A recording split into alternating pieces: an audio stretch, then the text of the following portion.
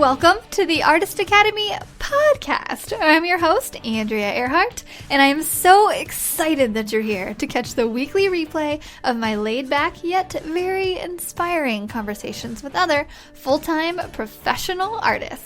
The purpose of this series is to show aspiring artists that it is completely possible to have a great career in the arts.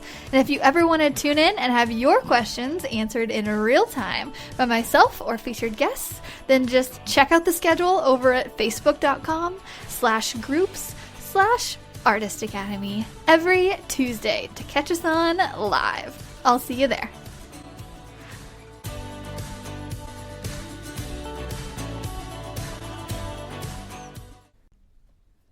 This episode is sponsored by the Mural Master Program inside of the Artist Academy Advanced membership.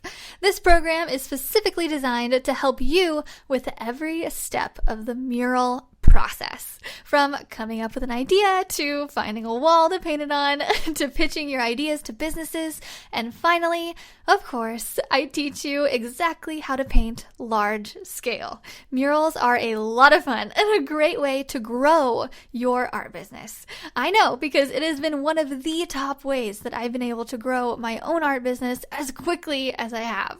With several years of experience as a muralist, I've dialed down the painting techniques, the proposals, the pitching, the whole bit. And now I've compiled it into one resource for you called the Mural Master Program. This is included inside of the Artist Academy Advanced membership, and I would love to invite you to join us by going to artistacademy.co, that is artistacademy.co, and click the link to see the Mural Master Program and learn more. And that's it, so let's get on with the show. This episode features the one, the only, the master of murals himself, Mural Joe.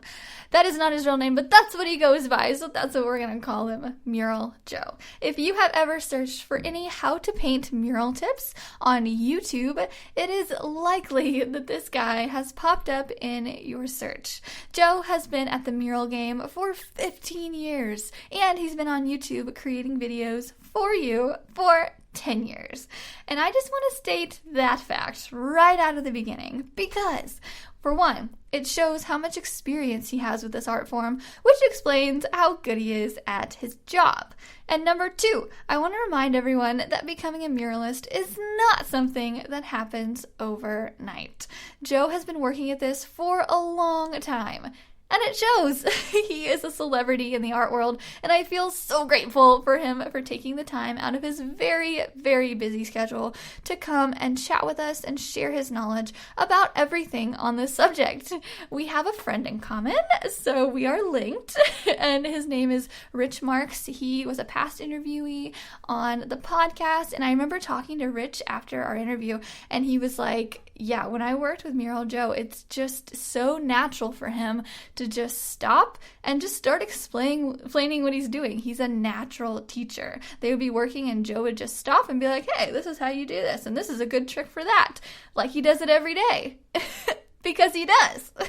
And I know you're going to get so many good tips and inspiration from this episode, so please share it with your friend and pass the knowledge along. Put it on Instagram, put a screenshot on there, tag me or Mural Joe, and just say, hey, thanks for coming on and sharing your knowledge to us and on the podcast and on YouTube, and just give him a thank you. And I'm sure he would absolutely love it. He's such a nice guy.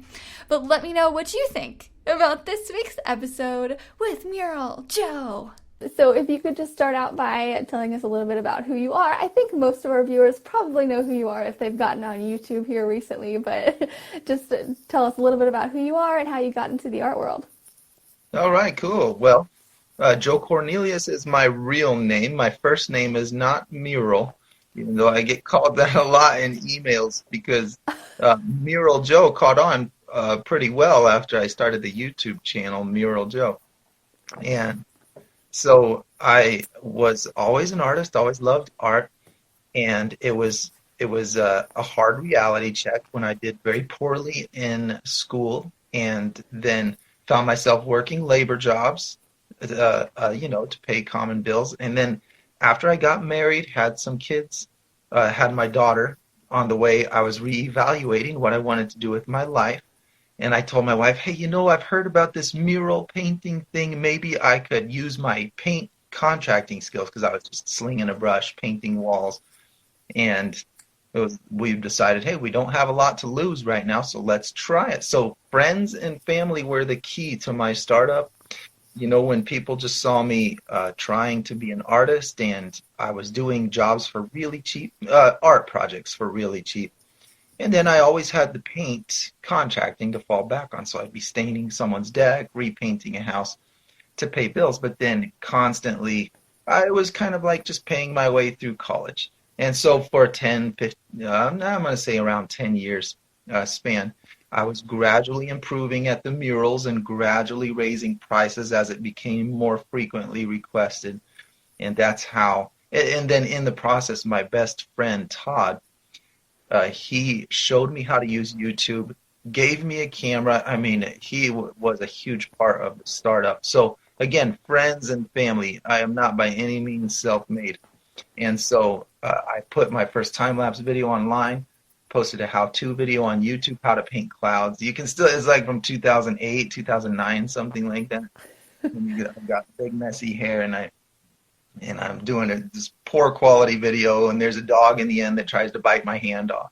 It's actually a funny little bit. My first how-to video, and things just gradually climbed, just very gradually and steadily climbed in popularity, and that's how Mural Joe became a thing on YouTube. Wow, so you started 10 years ago. Wow.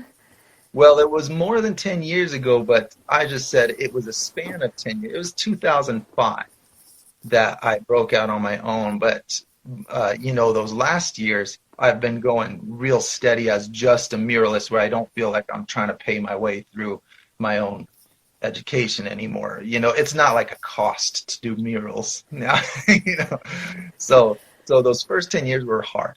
Yeah, but I love that because a lot of people see you, they find you on YouTube, like say right now, and they're like, man, this guy is doing awesome, but they don't see all those years behind you of, tutorials. And because I was looking at your YouTube yesterday and I was like, man, this guy has a ton of followers. This guy has so many videos. I wonder how long he's doing it. And you did your first tutorial 10 years ago. Wow.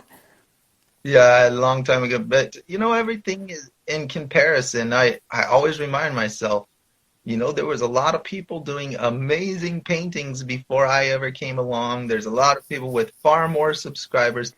Nothing's really new, I'm borrowing the research that was done before me. So it's important to stay humble. Yeah. So let's get into some mural tips. So whenever Okay. you're laying out a mural, so July is mural month, and so we're interviewing muralists and we're doing activities and tips around murals and everything. So tell us everything mural. So whenever you go to start out a mural, what's like the first process? Well, I think the plan is the first process. And this is something that I have just for a long time didn't do well because I didn't have to. I kind of have a rebellious nature, and so listening to good advice doesn't come naturally. So I spent a long time just winging it. Oh, I can paint right on the wall. I don't need it. I really liked that showing off. It's like showing off for a crowd. But in the end, I would always realize, I changed my mind 10 times and wasted a lot of time. How am I ever going to make a better profit at this if I don't make a better plan? So plan first, because you can always adjust your plan, but make decisions on a small scale. Be a painter of small things well, and then scale that up. All it is a bigger brush, and so you get a plan going and then scale it up. So I've practiced so many times on just scrap boards in order to develop a concept for a mural, and then I take it to a large wall. That's the first step. That's what I think is job one, is a good plan. How you execute it, I think there's different ways to execute that, but be a plan first. I think I lost track of your original question and all my jibber jabber. No, that's perfect. Okay, wait, so you draw it out on a board, so you make like a mini mural. You don't Yeah. like draw it out like digitally or any other way? Well, I've done it all those different ways. I've used digital renderings, and I've even cut out a piece of drop cloth, used it for a canvas so I could roll it up, put it in my suitcase, and go out of state to do something, so that I can transport it easily. Actually, a cloud ceiling. If you look at the clouds that I painted on ceiling in Plano, Texas, you would have. I don't remember the name of the video, but if you just search Plano, Texas on my YouTube channel, you would see it. That one, I took a rendering on a drop cloth that was painted. Actually, I think it was the St. Peter's Catholic Church where I first used that method. And so everything, the answer to that is, as long as there's a plan in place that I can look at, because I think what you easily overlook when you're getting into this is the expense of decision making. It's not that you can't get your way through it. It's not that you can't make decisions on the spot, but it's that it's a significant cost of time. I mean, how many times do you back up from your canvas and say, oh, do I like that? Turn your head sideways. Do I like it? That's the artist's workflow, You can do all that ahead of time and save yourself a lot. Yeah, for sure. I totally agree. So what makes up your typical work day? So today is pretty early in the morning for you right now. Yeah. Well, I like to get up as early as possible. So 5:30, 6 o'clock is a normal start time for me. Okay. And so a typical work day is trying to attend to whatever email things need to happen. And so, this is a good point to bring up. Doing any kind of painting as a business should include a lot of stuff that's not in the field. In the field as in, hands on a paintbrush, producing your work. It's for people. What you're doing is for people if it's a business, right? And so think about I have a big percentage of my day that's spent with people, whether on emails or on YouTube, just trying to answer questions, needs, whatever interest is out there. And so then I'm in the field, I'm on the job. Today I'll be filming, and my brother is in town my brother Ben, that many of the followers are familiar with because of his involvement. He does all the video editing for the channel. And so we're shooting a new series on how to paint water right now, and I'm very excited about it. So that's today's work. And so, it's spend time with people, spend time on the job, come back in the evening, see if there's any emergencies, fires I got to put out. I get on my email, I see if there's anything going on. That's a typical day. And then play with the kids, jump on the trampoline. I don't want to leave those things out because those are very important things. I got to come home and leave time for the family. Yeah, for sure. I like that last bit too. It's super important, and I'm sure it helps with your mind as well to take a break from it and spend some time with family. So much. Yeah, it's hard to do good artwork if you're not keeping yourself in a good mood, right? Keep yourself happy as possible. Exactly. Okay, so whenever you go to put your brush to canvas or brush to the wall, what do you do first? Well, so there's definitely a workflow, but the thing is, since I'm such a logical, I approach a painting like you would approach writing a computer program. And the reason I make that comparison is because I got curious and started learning some JavaScript coding because I had some ideas for an app I wanted to work on, and I found them to be very similar. And so there's not just one workflow that I follow. I have an end result. I need shapes that look like this, colors that look like this, with a pattern that's like this overall. And so this time I'm going to try these steps to get there. But then another time I tried these steps to get there. And anyone that watches my videos knows that I like to just put primary colors on the canvas. So I guess it would be fair to identify an initial creative process as a very simple, fast painting with primary colors. Boom, boom, boom, red, yellow, blue, green, orange. Get the colors on there, mix them together where I want to see them.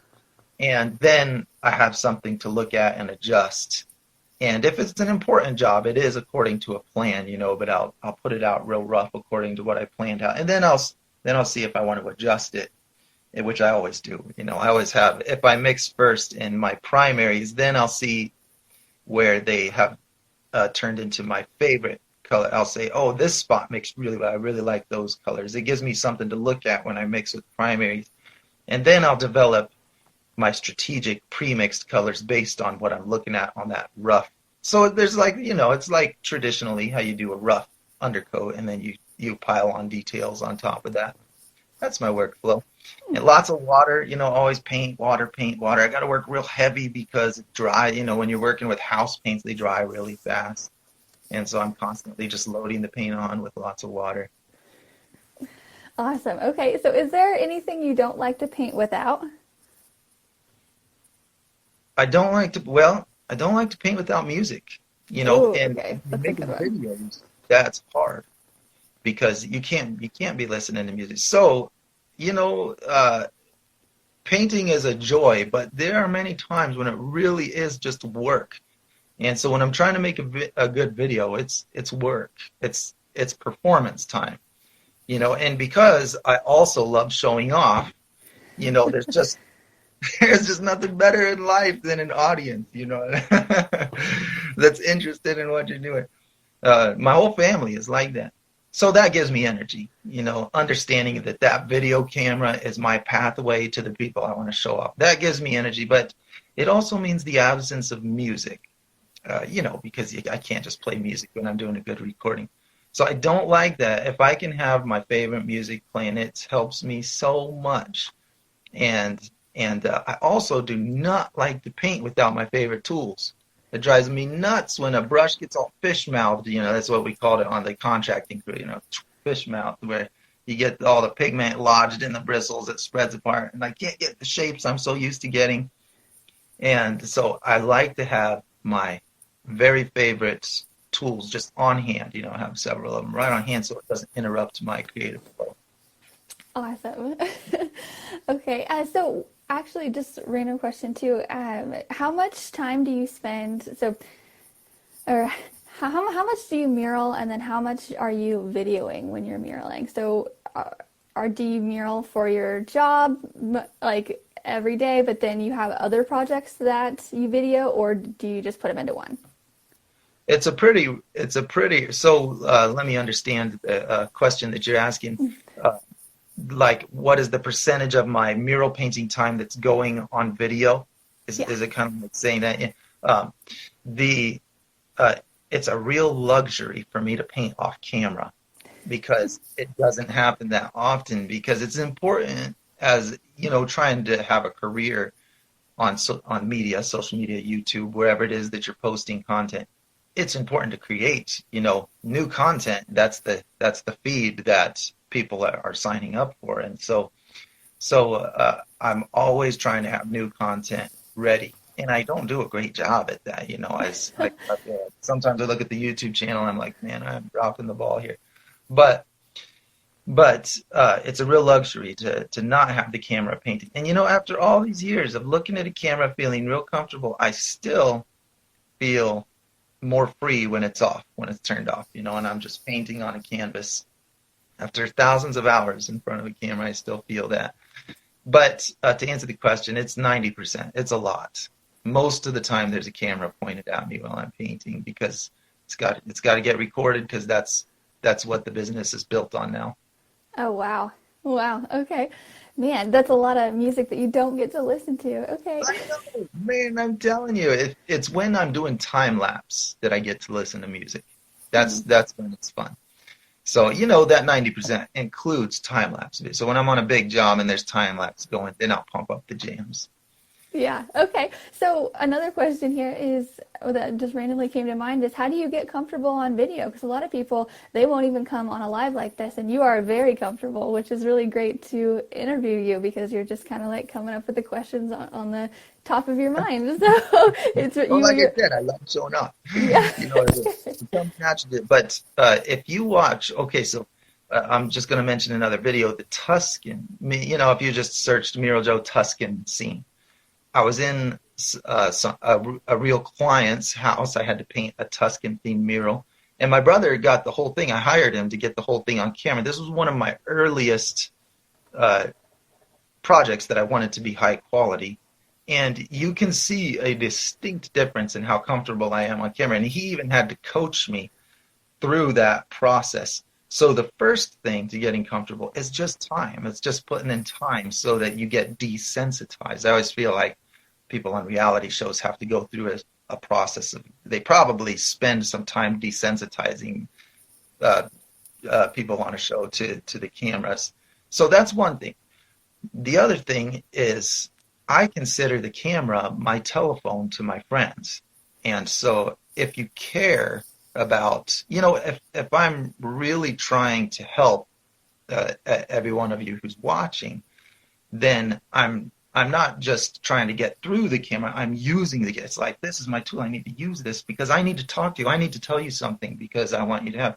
So caring about your audience.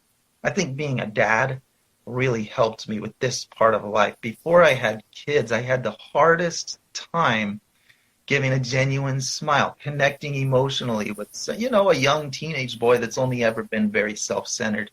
It's hard to understand hard to have the social intelligence of saying, hey, you are perceived in a certain way. You should work on that and try to be pleasant to people. I don't know. I always feel like ladies do better at this naturally because they tend to be so much more socially oriented.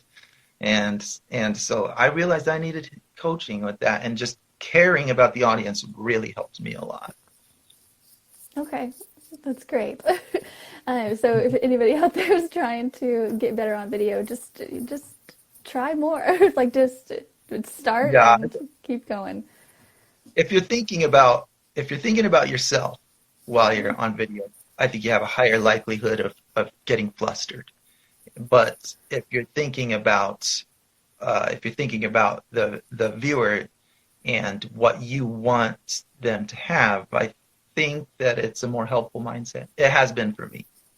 Awesome. Sounds great. Okay. So are there any art lessons you've learned the hard way? Whoops. Oh, man. Oh, yeah. Yeah, definitely. Well, here's a good one. Your imagination is your best tool and your worst enemy. It will tell you things that are not true because it's so powerful. Most people do not have the luxury of people that hire an artist to paint because it's not their thing. They don't have the luxury of seeing that finished picture. So I'd go into a house earlier on and I would start talking, oh yeah, well, here's something you could do. You could have this scene, these hills that kind of have a purple glow, and then you have this orange light coming over, and then over here on the left, you've got this flowers going, and then that'll kind of give a feel of, I wonder what's over here, where you kind of turn around. And this would be, I'm just talking the picture. I'm talking to the end product, and they're like, I got to see a picture. You just lost me. I get that reaction a lot. And so then I realized, hey, they really need to see this rendering. And then I also realized that when I was trying to paint people, learning to paint people, I was experimenting with trying to do the face of Daniel Radcliffe as Harry Potter, and I was messing up all over the place, getting bad things. But here was the weird phenomenon: is it's like, the longer I looked at a face and really flexed my brain, my imagination was like bending it to see what I wanted to see. So the same power that causes you to envision your work, you envision the end product. You see this perfect thing, and when your picture gets close to it, that same imagination has the power to bend it to be that final vision. And it's not doing that for everybody else. Everybody else is coming in cold, looking at it face value, and you can be really hurt when you're seeing something good and they're not. But it's valuable to understand, no, go to sleep, look at it in the morning, and you're going to see something different. Your imagination is working against you at that point. So, understanding and managing that part of me has been super helpful. So I learned it the hard way by just assuming that because it looks good to me, it automatically looks good to everyone. That's false. You have to check. You have to get input, get feedback, and you have to rest your eyes, rest your mind, come back and look. Too many times I lost time and profit on things because I assumed that I was seeing perfect My eyes are the perfect ones. You know? Yeah, and if somebody's not super artistic, like you mentioned, they're not seeing the same things that we're seeing. Sorry, my cat. No, their imagination's not filling in those blanks. Like, you look at a blank wall as an artist, and you can see a whole scene. Yeah. That it does. People that are, that just need to see it. Their mind's not filling in those blanks. You got to fill it in for them. Yeah, exactly. Which is why we're the ones getting hired, I guess, to Exactly. come up with Yeah. an idea. Yeah, and that helps me to respect those people more too, instead of just be mad when they don't see what I want them to see. Yeah, for sure. So you mentioned in the beginning that your family played a big part and your friends in getting you started, but where does your business come from nowadays? Is it mostly YouTube or? It's pretty evenly split, actually. So Oh, I think it's fair to say mostly YouTube, because I think that if we put it on a scale, that'd be the biggest contributor, just for the traffic. YouTube doesn't pay a lot, you know. So so it's like you get, with all my hundreds of thousands, the income off YouTube is in hundreds. It's not in thousands of dollars. And that is a lot because I don't strategize ads. I oh, I okay. I like the concept of my channel too much to let it get overly saturated with ads. You can make all kinds of agreements. There's all kinds of third-party companies that'll put ads, get their traffic. There's ways to make extra money. But if you just go the simple track, just click yes, allow ads on my video, monetize them, and do that, then it's pretty low. For thousands of views, you might get hundreds of dollars. For hundreds of thousands of views, you might get hundreds of dollars. And so that's a valuable thing to understand. But the traffic is very valuable. So if I invite that traffic to take a look at the content that I sell, there's a percentage that trusts my product and wants to buy that.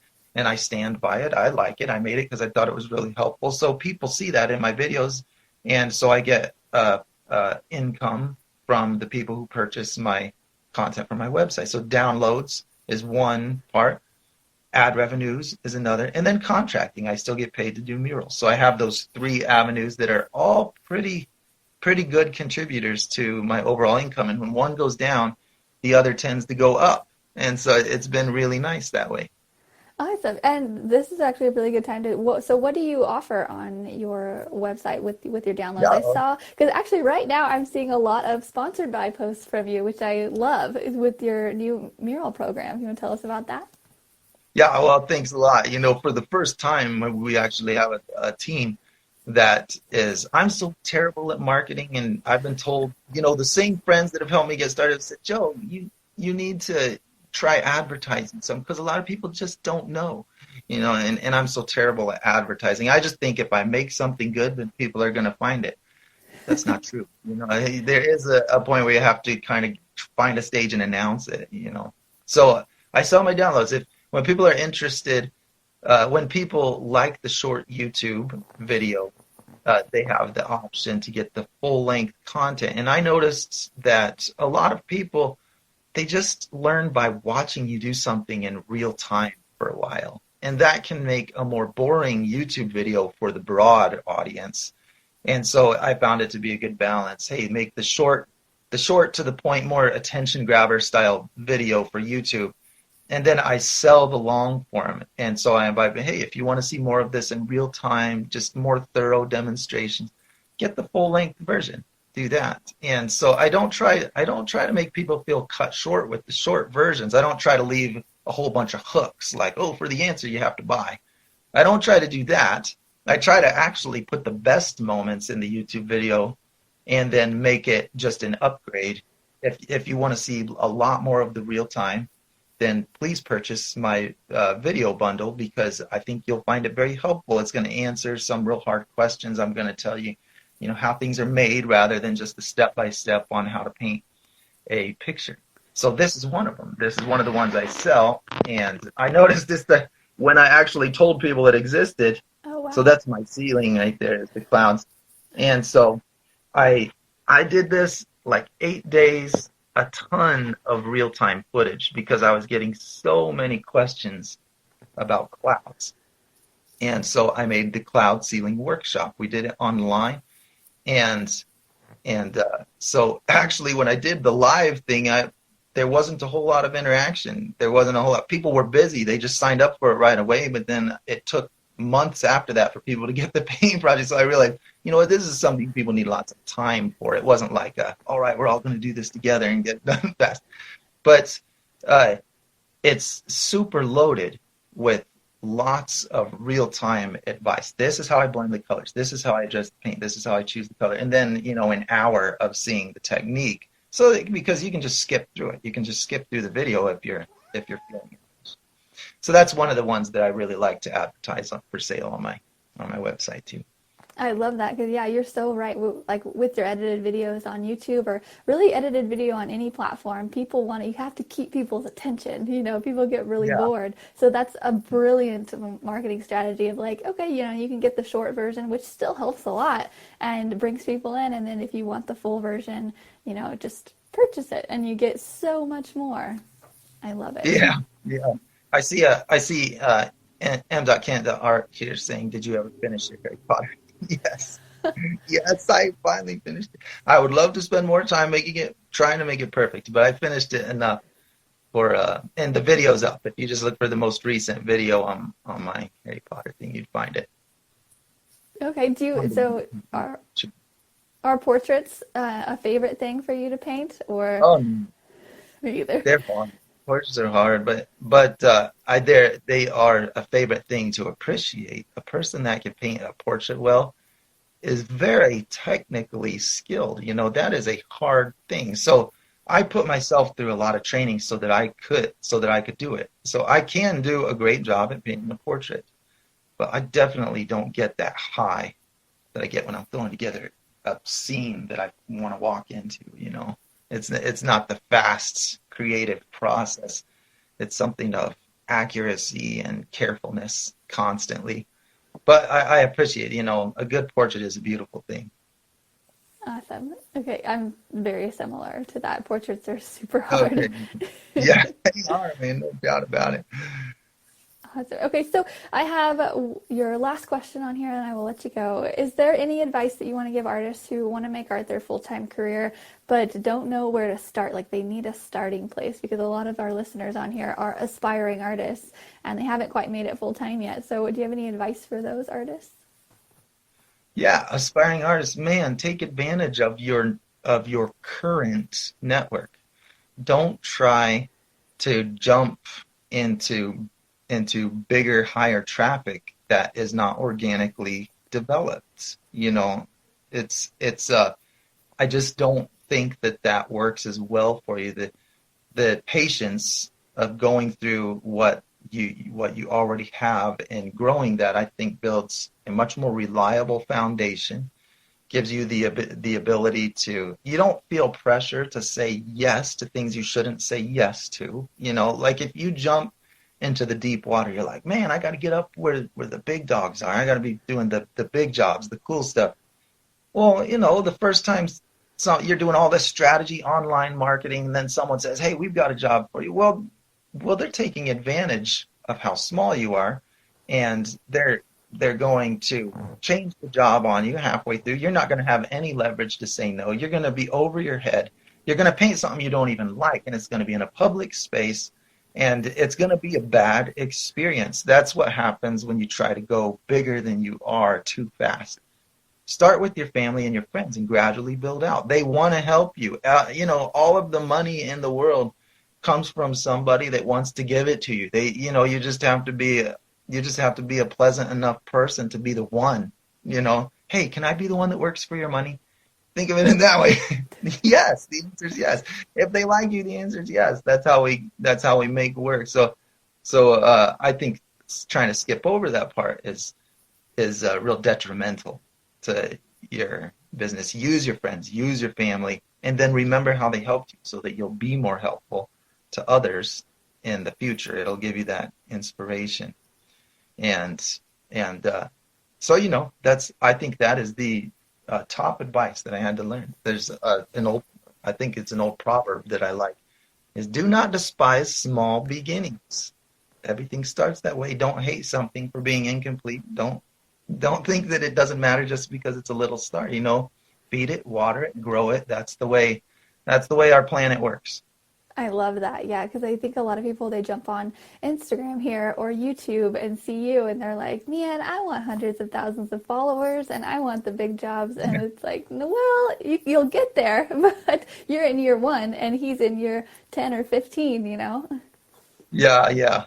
I saw a question here. What does it take to Yeah. commission me for art?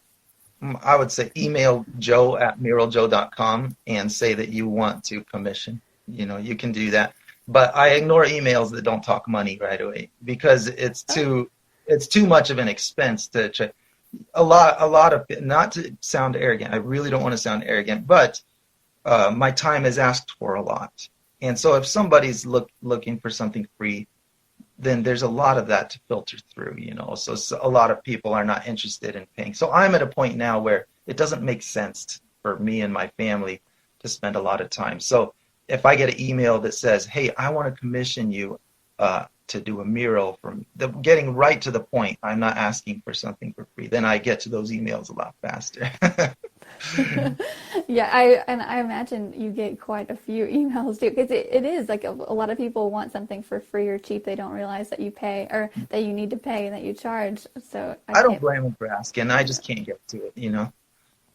Awesome. So where can they go to purchase some of your downloads? Is it just Mural Yeah, Joe? thank you for asking. I really appreciate that. Yes, muraljoe.com.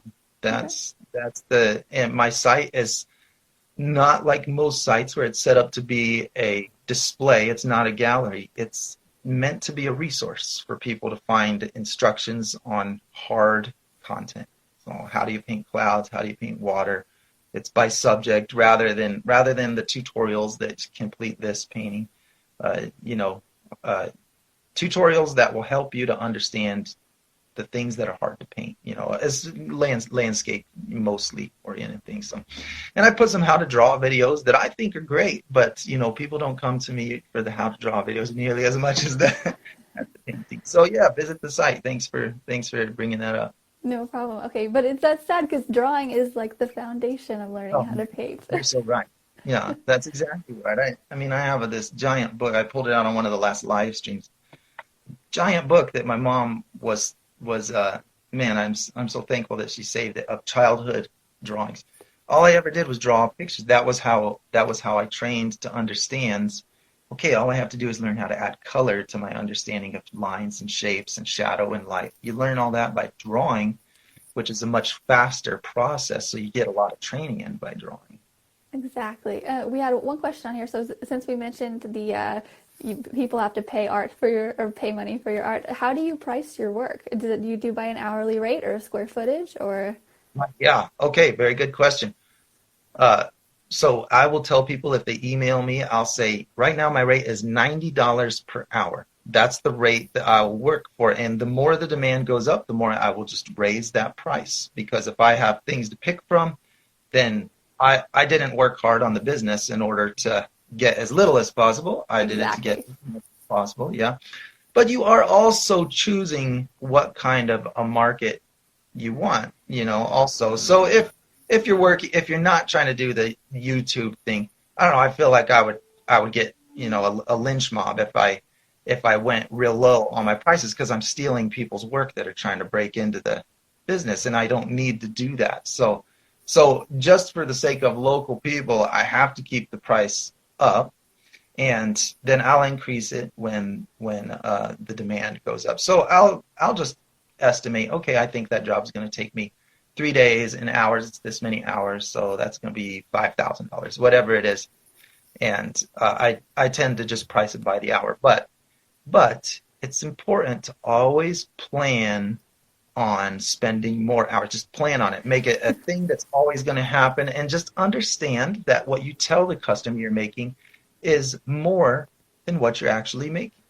That's simple because then that prepares you emotionally for it. It allows you to do that overage. So I understand, I say 90 an hour, but I understand that when this is all said and done, it's going to be less than that because I'm planning on putting in this many hours. So if I need to make 90, then I'm going to tell them it's 150. You know, whatever it is, just say what you need to say, because the customer will feel ripped off if when that clock hits the hours you estimated it for, if you're out the door. You know, they just need that assurance that you care, and that when they say, well, what about, will you just add this little thing right here, because I really feel like you just got to plan on making yourself available for that. At least that's been my experience, you know. So I just make that rate that I tell people higher than what I need to make. That's all. I love it. Okay, that's such an opposite view too, because a lot of people will try to get, you know, it down to the very last hour, and then if it goes over, you're like, you almost regret it. So I love that take on it, because it's always going to go over what you think it is, always. I have way less stress if I just plan on that. Great tips. Well, Awesome. what artist likes to be, you know, what artist doesn't want to use all of the time? So let's say you budget 10 hours and you're working on something and you really love your piece. Who wants to cut it off at 9 hours? You know, no artist wants to do that. You're like, oh, I've got another hour, I'm going to use that hour. And then how likely is it that when the clock hits that 10-hour mark that you're going to be, oh, it's finished, I'm done, it's finished? It's not going to happen, not if you're a creative person that loves your work. So I found that impractical. So true. So, and not if you want to create the best work possible. Yeah. Awesome. Yeah. Awesome. Well, thank you so much for coming on here. That is all I have, and I have just enjoyed every single minute of this. I've been wanting to meet you for a really long time, and it's been an honor. It's been an honor, and it's so nice to meet you. I hope that you get billions of viewers, because you are a pleasure to watch on camera as well. Thank you so much. We usually do interviews a little bit later in the day, so I'm not used to all this sun coming in the whole time. I'm just trying to get away from the sun. But it's got a cool artistic vibe, and it matches the piece that's behind you. It's good. The butterfly wings really go with those horizontal stripes. It's good. Exactly, said like an artist. Awesome. Well, thank you so much again. I really enjoyed it. And your podcast episode will come out a week from today, and I'll send you an email with all the links. And hey, all right. Thank you so much. Yeah, thank you. Have a great rest of your Tuesday. Okay, thank you. You too. Bye. See you. This episode is sponsored by the Artist Academy Advanced Membership, a program for artists who want to up-level their art game by taking it from a hobby or a side hustle to a full-time six-figure art business. With weekly trainings that include step-by-step proven art business techniques, plus painting tutorials from yours truly and other guest artists who are masters in their field, you will be well equipped to learn and grow into the highly skilled and highly profitable artist you know you're meant to be. I've figured out what it takes to build my own six-figure art business, and now my heart is set on teaching aspiring artists like you to do the same. It's not hard, but it does require your time and dedication. So, if you're up for the challenge, go to advancedmember.com. That's advancedmember.com to learn more. If you've enjoyed this episode, don't forget to subscribe to the podcast and leave a review. If you review our podcast and send a screenshot of that review to me on Instagram, I am at Art by Andrea Earhart. I will then promote your art on my story and tag you as a little thank you for helping me grow this podcast and our Artist Academy community. I have a reach of over 50,000 on Instagram, so this is a little help me to help you incentive. Also, if you ever want your questions answered in real time by myself or featured guests, then just hop on over to facebook.com/groups/Artist Academy to check out the schedule every Tuesday to catch us on live. I'll see you next week.